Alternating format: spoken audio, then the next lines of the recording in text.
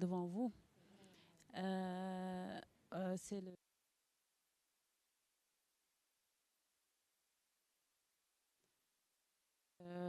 Là, il y a Amira Abdet qui est là. Elle, c'est Jena Baldé. Elle, c'est Mary Ndiaye. Elle, c'est Sabel Dieng. Là, vous avez Will John et Nathan. Lui, c'est un top liner. Lui, c'est un beatmaker qui nous vient de la France. Là, vous avez Daba, l'intendante de la résidence, qui est notre maman. Là, vous avez Kialoum.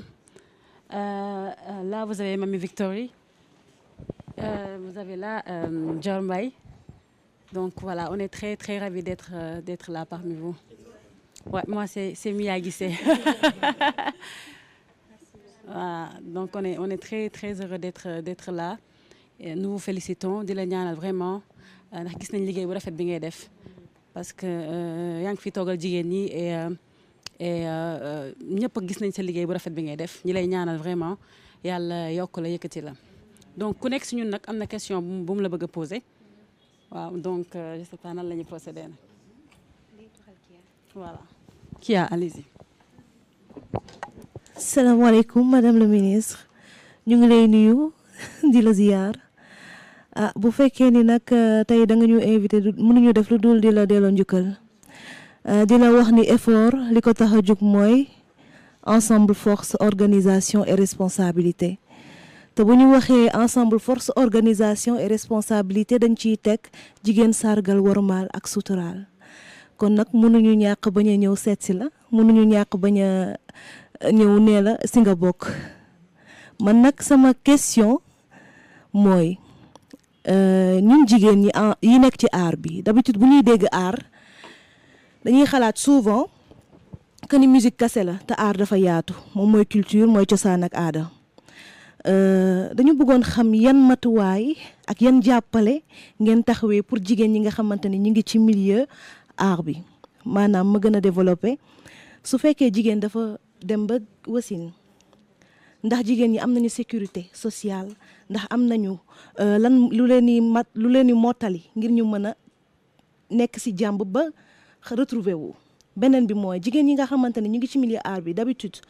pour nga am kër sax problème la dañ la naan ana sa contrat de travail lan moo ñuy protéger par rapport à cela et on a beaucoup vu plein d'artistes yi nga xamante ni si ñu ngi ci suñu réew teewal Sénégal bés bu ñuy dem bay jël retraite amuñu benn suivi bu leen di topp amuñu benn protection ñuy laajte ndax yéen a ngi ñuy bàyyi xel asalaamaaleykum.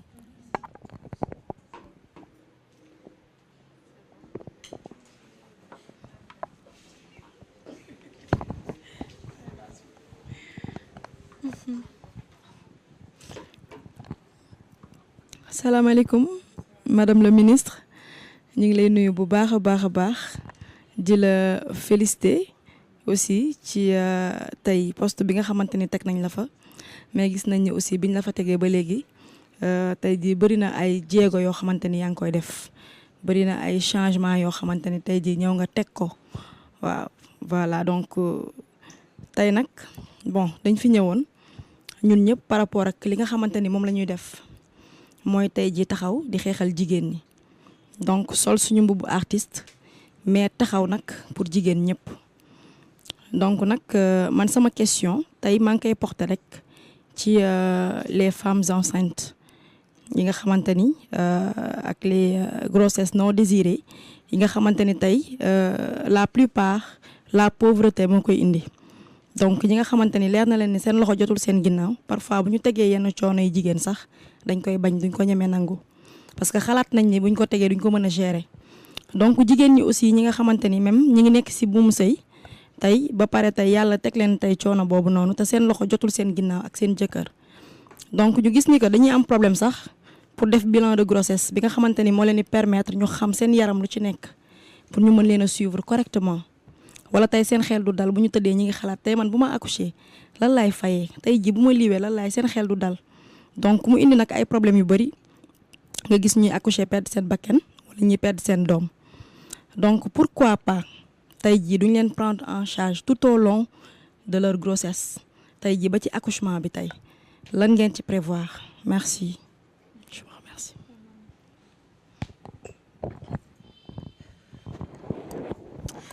salaamaaleykum madame la ministre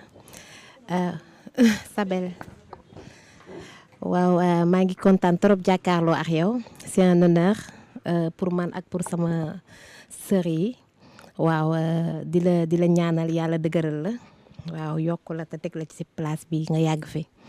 waaw ma ñun nag xam nañ ni amoo jot kon dañuy gaawal question yi waaw léegi ñun li may laaj rek mooy gis nañ ni yaa ngi jëm ci lu am solo taxawal ko muy assises yi àdduna bi yëpp jigéen di jóge fu nekk waaw muy ndaje mu mag waaw ñu koy rafetlu lool ñun nag ay jigéen lañ ne ci aar bi di ci yëngu am nag ay surprise ak lu bari loo xamante ni dañ ko bëgg a liggéeyal suñu réew te comme yàlla dogal na ñu jàkkaarloo ak yow ñuy ñaan yàlla rek di la laaj ndax ñun pare nañ ñun sax dañuy pour gunge la ci loolu ba fépp foo taxaw daal ñu ànd fa ak yow taxawandoo fa ndax loolu daf ñuy neex torop waaw xam nga jox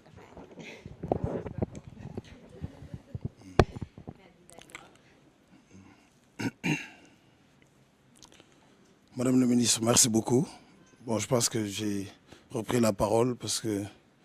le protocole bi ñuy wax sa agenda ni mu serré et que dañu war a écourter. Je pense que damay tënk ñoom ñeneen ñi des yëpp waroon waxtaan. Ça c'était un format en fait. Le format c'était d'échanger avec vous. C'était ñu seet si la toog waxtaan et yenn sujet yi ñuy aborder ñu mën a permettre nga rebondir ci pour que femmes yi nekk ci Sénégal yëpp jote ci loolu waxtaan parce que ñoom lañ fi nekkal. C'était en fait ça devait se passer comme ça ce matin et loolu moo tax le format n'a pas changé en fait moo tax ñoom dañ ko préparé woon seen rencontre xëy na ci cofeel bu ñu am pour yow ak yéeg bu ñu am ci yow ak fonk bu ñu am ci yow ak fu ñu la teg ak dayo bi moo tax ñu yàkkamti woon daje bi am ak jàkkaarloo bi parce que dañuy njortu ne ñi ngi recevoir à la villa jigéen bu nekk ku nekk mi ngi fay ñëw mais jigéen yëpp te yàlla def na xëy yaay seen kilifa parce que yaay ministre de la femme je pense que de DRS ba promise ba tey ministre de la femme xam nañu sa taxawaay xam nañu sa mindset xam nañu état d'esprit bi xam nañu aussi fi nga place bi nga teg jigéen le projet EFFOR c'est ensemble force organisation et responsabilité c'est 10 femmes yoo xamante ni dañu bokk état d'esprit bokk philosophie bokk nu ñuy xalaatee bokk bëgg-bëgg ak lu ñuy xeex seen agenda artistique et culturel ñu arrêté ko ne dañu war a célébrer jigéen 365 jours ñu dajaloo nekk ci benn villa di ndekkeendoo di añandoo di reerandoo di fanaan sax te ñëpp xam nañ aar bi ni mu siisee ni jigéen ñi di moytonte mais ñu xam ne ensemble mooy tax ñu am puissance ñu am doole et que Sénégalu léegi dañu am ay devoir dañu am ay obligation on a fait le TRG show en dajale rappeurs yi tey ñoom tam xam nañ ne lépp fi tool bi Covid jàllee économiquement le monde est à genoux donc il faudrait que ñuy boole suñu ay synergie autour de l'essentiel et l'essentiel c'est le Sénégal et je pense que fast track bi son excellence le président de la République di wax yaa ngi ci boobu ba tey ñuy profiter de le féliciter pour cette belle victoire yi daan am Diourbel parce que loolu engagement ak détermination moo koy def nous on fait le tour du Sénégal avec la Marmite du Cœur depuis 14 ans xam nañ li xew fépp xam nañ ki fi nekk pour Sénégal xam nañ ku fi nekk pour askan wi xam nañ ku fi nekk pour nit ñi ak ko fi nekkul xam nañu sa jàmbaar balaa ñuy ñëw audience bi audience bu ñu neex la audience bu am solo la audience bu am doole la ñoom liggéey nañu benn album boo xam ne sa communication axe yi ci ëpp solo jël nañ ko tënk ko ci benn album de 10 titres l'objectif c'est de sortir l'album mais aussi de promouvoir l'album à travers des panels des rencontres avec les femmes un peu partout dans les 14 régions du Sénégal discuter autour des problématiques yi nekk ci biir album bi Nathan ak Will John ñoo yore direction artistique bi donc France lañ leen jëlee ñu ñëw ñu rencontrer ay beatmakers sénégalais parce qu'on est en train de mettre en place beneen album boo xam ne budul projet bi ci topp c'est de pouvoir récupérer les cours en classe yi xale yi di jàng def ko ay chansons ñu mën ko comprendre parce que les gens ont la facilité de capter quelque chose quand le message est fort donc combat bi nga nekk ak xeex bi nga nekk fi ñu bëgg mu egg fi mu bëgg mu jotee ñoom ñëpp keroog dañu toog di seetaan bi nga nekkee Thiès on en a discuté parce que dans la villa dañuy échanger ci lu nekk gis nañu aussi Sédhiou gis nañu jéego yi ngay daj ci Sénégal en profondeur et que am nañu yéene ñoom gunge la am nañu yéene accompagner la am nañu yéene jàppale la am nañu yéene sa mébét ak sa axe de communication au ministère bi autour de la femme artistiquement parlant ils ont envie de ñoom tamit ñëw indi ci seen xam nañ agenda bi à quelques jours des assises xam nañu ne nga mën ñu may ne serait-ce que 10 à 15 20 minutes de ce agenda métti na seere na mais kontaan nañ ci ñi ngi jégalu ci kàddu bi dañu koy gàttal parce que on aurait aimé échanger ak yow ci beaucoup de choses mais c'est que partie remise et que la prochaine fois on aura beaucoup plus de temps en tout cas merci pour cette rencontre. Damay commencer d'abord par vous remercier vous principalement Moustapha pour initiative bi nga am parce que je pense que on a discuté la dernière fois bi fi njëkkee ñëw ñu saluer déjà le fait de porter initiative bi parce que c'est une grande première et puis Sénégal on en a besoin des belles initiatives yu mel nii donc ñu ngi la ciy féliciter di la ci remercier ci opportunité bi ñu jox pour ñu toog ak ay stars parce que moi c'est mes stars je pense que j'ai écouté Dior une fois donc j'adore ces morceaux Mia n'en parlons pas donc yéen ñëpp ku ci nekk xam naa say morceaux parce que j'écoute on n'est pas très très loin en termes de génération donc j'essaie de suivre un peu seeni son quoi tu dire que yéen ñëpp xam naa leen et que j'adore ce que vous faites maintenant l'idée de faire cette organisation ou cette plateforme Effort pour moi c'est une belle opportunité parce que c'est vrai que ku ci nekk yaa ngi woon sa côté di def et puis ku ci nekk également yaa ngi doon éclore comme ni nga ko mënee quoi mais je pense comme on dit la force ensemble mooy joxe force l'union fait la force boo leen àndee ça peut être encore mieux ci beaucoup de domaines parce que yéen ku ci ne am na public am mais la somme des publics peut donner quelque chose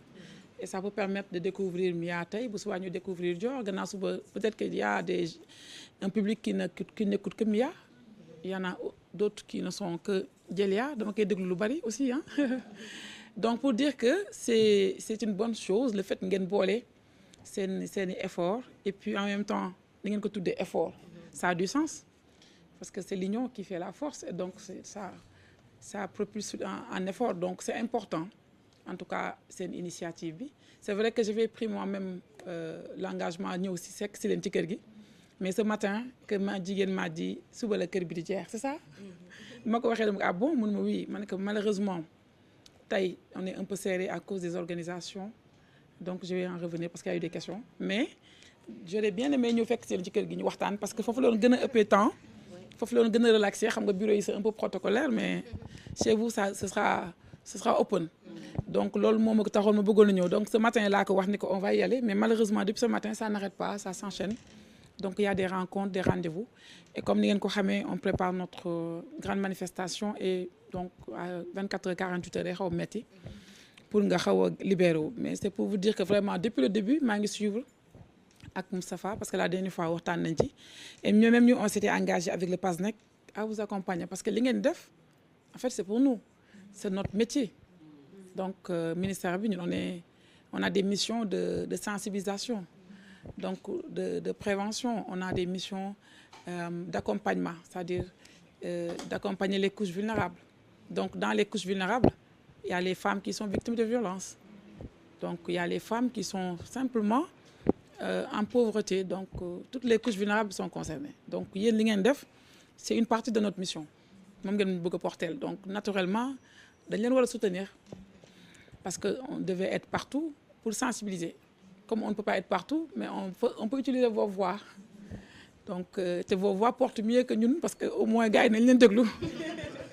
parce que ça résonne mieux que ñun quoi donc ce sera vraiment avantageux pour ñun ñu liggéey ak yéen donc et en dehors de tout vous êtes des femmes donc c'est votre ministère donc pour argument yooyu yëpp c'est pour vous dire le pourquoi on est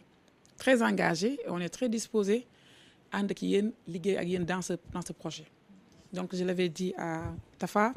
je le confirme ici donc le ministère sera à vos côtés donc quel que soit le programme quel que soit ce que vous faites et donc pour revenir à vos questions la première c'était concernant les femmes de l'art est-ce que les femmes de l'art ñu ngi ci biir alors quand on dit femmes toutes les femmes sont concernées. Donc, femme, c'est comme on dit souvent, le dénominateur commun, c'est être femme. Et nous partageons cela, quel que soit maintenant les secteurs d'activité, quel que soit les ou quelle que soit cette orientation. Donc, les femmes de l'art sont dans nos cibles. Donc, et après, nous liguons chaque fois de diversifier pour ne pas être seulement avec les femmes qui sont dans les céréales, les femmes qui sont dans l'élevage, mais être également dans d'autres secteurs d'activité pour voir vraiment on est sur ces femmes. Donc les femmes de l'art, effectivement, ont une place. Et ça me permet même de se rendre compte que dans les consultations, nous avons des femmes de l'art. Et ça, c'est la faute de Madjigen parce qu'on était en train de faire des consultations. Je pense, la dernière consultation, c'était aujourd'hui avec les femmes dans des médias. Donc, on a fait un recensement pour voir toutes les organisations de femmes qui existent au Sénégal. Ça, depuis un mois, donc tous les gouverneurs, les préfets, les sous-préfets, dans les communes, dans les départements, de nous remonter les informations qui nous donnent le nombre d'organisations de femmes qui existent au Sénégal. Parce qu'en réalité, nous avons un répertoire pour dire, par exemple, dans l'art, on a 5 000, on a 3 000, on a 20 000 organisations qui s'activent. Alors que nous devons savoir. Parce que si vous voulez accompagner, encadrer, il faut d'abord que le nombre et la composition, la cartographie de ces acteurs. C'est-à-dire acteurs, il faut que parce que si vous savez où vous êtes, vous pouvez accompagner. Parce que déjà, il faut que vous sachiez le problème, c'est quoi ces difficultés, avant de proposer un accompagnement. Donc, on avait lancé ce recensement des organisations de femmes. Et actuellement, on a cette base de données qui retrace toutes les organisations de femmes au Sénégal. Après, nous sommes par des groupes, par des thématiques. Les femmes qui sont dans l'élevage, les femmes qui sont dans l'agriculture, les femmes par secteur d'activité d'art. Donc, normalement, on a gagné les femmes qui sont dans l'art. Donc, mais je pense que l'artisanat, comme nous disons art, on résume tout à l'artisanat. L'artisanat, mais les femmes de la musique, nous sommes dans l'art. Alors qu'on va corriger. Donc, pour dire qu'on a fait des consultations avec toutes ces femmes-là, autour des gouverneurs, et autour des régions. Donc, nous sommes pour remonter en termes de difficultés. Les femmes qui sont dans l'agriculture, sont championnes agricoles. Jusqu'à présent, les femmes qui sont dans l'élevage, sont championnes. Les femmes qui sont dans l'industrie, Sénégal, quand on retrace l'industrie au Sénégal, c'est très rare qu'il y ait une femme. Et pourtant, on injecte beaucoup de milliards par année dans l'autonomisation et l'accompagnement des femmes.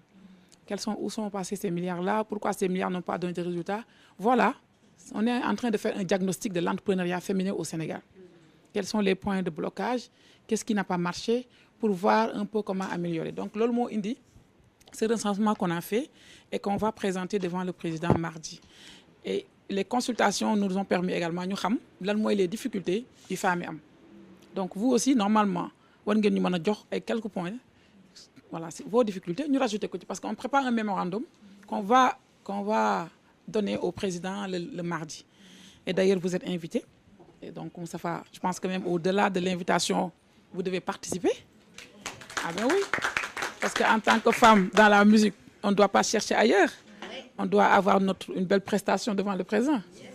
Voilà, donc ça, on vous le dit. Donc, il faut participer à votre manière. Parce que les autres vont venir, les femmes qui sont dans l'élevage, dans l'agriculture, dans la pêche. Toutes les femmes au Sénégal, il y aura des délégations officielles dans chaque région. Et ils vont venir la veille, passer la nuit avec nous.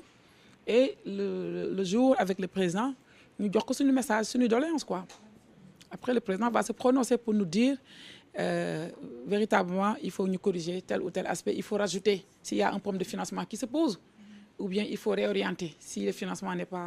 pas bien orienté. Donc, il y a ces assises-là. C'est une grande première au Sénégal. Parce que d'habitude, on est injecté, mais on n'évalue pas. Donc, ce sera un bon moment d'évaluation des politiques publiques envers l'entrepreneuriat des femmes. Donc, Lolo, vous êtes invité, vous êtes partie prenante, vous êtes partie intégrante même. Donc, vous êtes et puis également les femmes dans la musique sont bien représentées. Parce que comme j'ai dit, les femmes dans la presse, il y a fait une consultation et il y avait toutes les pontes de la presse qui se sont réunies pour donner ces problématiques. Donc voilà, donc pour dire que répondre à la question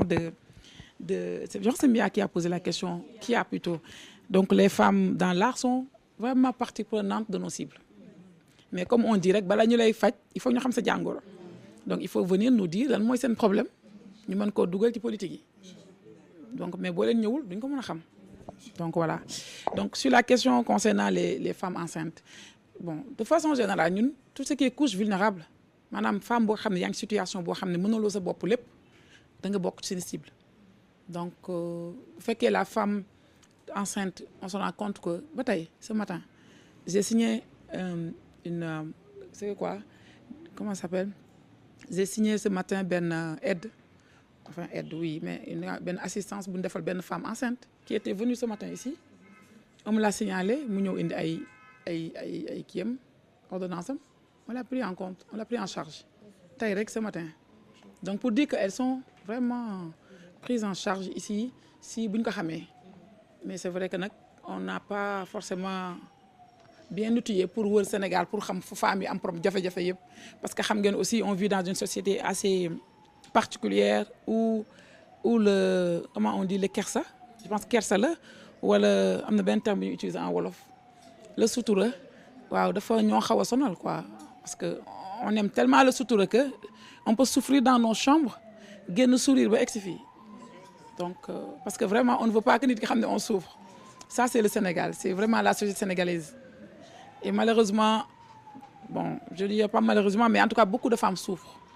mais dans le fort intérieur et après c'est da ngay am même du mal pour qu'elles expriment seen sentiment devant toi donc loolu moom c'est notre société donc ñun ñooy dem vers ñoom ñooy pousser il faut pousser avec même elles pour avoir leur sentiment ou leurs préoccupations mais on essaie d'identifier et on essaie de résoudre selon les moyens et selon également donc sur les assises comme j'ai répondu à Georges tout à l'heure assises yi yéen bokk ngeen ci donc c'est vraiment une grande première au Sénégal et vous êtes attendus en termes de participation parce que ce qu'on veut savoir rek mooy enfin ce qu'on voulait avoir c'est d'abord avoir le président en face des femmes que les femmes ñu wax président lii c'est notre problème lii c'est notre problème bien vrai que xam na ko parce que xam nga un président c'est le Sénégal le plus informé mais c'est important toujours nga toog acteurs yi waxal la ko seen bopp seen i jafe-jafe et que moom aussi en tant que président mu wax ñu lan la ciy def ci saafara et sur ce point-là dama koy sant di ko remercier le président Macky Sall parce que comme j'ai l'habitude de dire fu ma toll ñun on est né des années 80 donc on connaît le président Abdou Diouf parce que moom ci moom la ñu juddoo on a connu le président Abdoulaye Wade parce que bi ñu nekkee mag tuuti commencé comprendre gis nañ Abdoulaye Wade ni mu doon ñafee di jéem quoi mais ce que Macky Sall a fait durant ces 10 années-là orienté vers les femmes aucun président ne l'a fait donc pour dire son côté social parce que il est beaucoup plus day déglu jigéen ñi man daf may wax chaque fois xam na la société sénégalaise comment naka lañ mel ci masla ci sutura mais il faut aller vers ces femmes-là les parler pour nga xam véritablement seen problème il me dit ça moo tax boo leen gisee ma dugg ci àll bi c'est lui qui nous dit dugg leen ci biir àll bi il faut aller à la rencontre de ces femmes il faut les écouter parce qu'elles font partie des populations ngeen xam seen i jafe-jafe et dans les plupart du temps seen i jafe-jafe du bari boo duggee ci biir ngay xam ñun suñu jafe-jafe ñun les Dakaroises c'est différent de boo demee Sédhiou on a été à Sédhiou dans un village ça s'appelle comment d'ailleurs le village Kanjo Mangana c'est à 3 kilomètres de la Gambie mais ces femmes-là dama leen xool après j'ai senti que rien que gis ñoom ñu gis ñu ci seen village bi dañu kontaan donc elles étaient vraiment épanouies di wax di tëb di fecc rek nag après ma waxtaan ak benn femme à côté j'ai voulu appuyer mais bon comme xaw ma la société foofu parce que zone bu nekk ak ay réalité man xaw ma foofu comme ñun Dakar may xaalis c'est pas un problème quoi nga jël kenn may ko léegi xaalis 1 million y a pas de souci donc bëgguma woon tëb rek may xaalis parce que xaw ma ñoom naka lañ koy jëlee donc j'ai demandé à une dame lu ma leen bëggoon a jàppale est-ce que am naa droit jox leen xaalis elle a hésité parce que ndekete c'est la société en fait ñoom xamuñu joxe may xaalis nii même boo koy def sax jamais en public donc il y a des réalités ma ne ko dama leen bëgg a jàppale mais yéen organisation de femmes bi laa bëgg a jàppale est-ce que nu ma koy def mën naa leen ko jox ma woo ko laaj ko mun ma oui mais bu ko joxee fii nii waaw après mën nga ko jox nii rek ñun dinañ ko wax après boo demee donc j'ai compris l'enveloppe bi ma bëggoon joxe bi ma ko laajee bi ma ko waxee elle était étonnée après bi ma doxaatu tuuti ma laaj kenn ku nekk ci village bi ma ne que quand j'ai donné le montant la dame dafa mel ni ku tiit mun ma fii dafa am ay femmes yoo xamante ne boo leen mayee 5000 sax dañuy tiit 5000 parce que peut-être que mosuñu téye 5000 donc pour dire qu'il y a des réalités dans ce pays pour nga xam ko da ngay génn Dakar et pour dire également que véritablement am nañu soxla accompagnement bi am nañu soxla jàppale bi te donc loolu dama leen ci woo parce que je sais que comme j'ai dit seen voix yi ça porte plus que la mienne et xam naa ni également les bailleurs dinañu dégg parce que aussi l'État n'a pas vraiment amul lépp pour jàppale ñëpp loolu moom il faut que ça soit clair le budget de l'État voilà c'est un budget bu ndaw par rapport aux besoins surtout des femmes mais ce que l'État peut faire mooy identifier femmes yooyu nga xamante ni seen pour ñu jàppale leen ñu jóg nécessité wul yu bari nga def ko parallèlement les femmes nag qui sont dans des secteurs d'activité avérés qui ont des besoins de financement wala de structuration peut-être mooy nekk seen cas ñu dugal leen ci yenn créneau il y a des fonds de garantie yu état def pour que boo bëggee dugg ci système financier bi système bancaire bi ñu jox la garantie bi il y a beaucoup de choses des fonds de bonification yu état def pour que boo bëggee lever yenn montants yi te amoo les frais de dossier ñu defal les frais de dossier yooyu nañ leen ko mën a dugal pour ñu jàppale leen mais les tout petits fonds yi ñu am ñun au niveau du ministère que ce soit destiné à l'autonomisation vraiment véritablement mooy famille yi nga xamante ne dañu soxla yenn montants yi ndaw yi donc voilà et l'autre beneen paramètre boo xam bëggoon naa leen ko wax aussi c'est xam ngeen ko baax c'est sur les violences faites aux femmes ça aussi ça fait partie de nos missions bon on me dit souvent qu'au Sénégal c'est toujours le taux de prévalence maanaam violence bi dafa bari mais j'avoue que comparé aux autres pays surtout africains même aux autres pays européens les autres pays il y en a des pays européens des pays américains qui sont beaucoup plus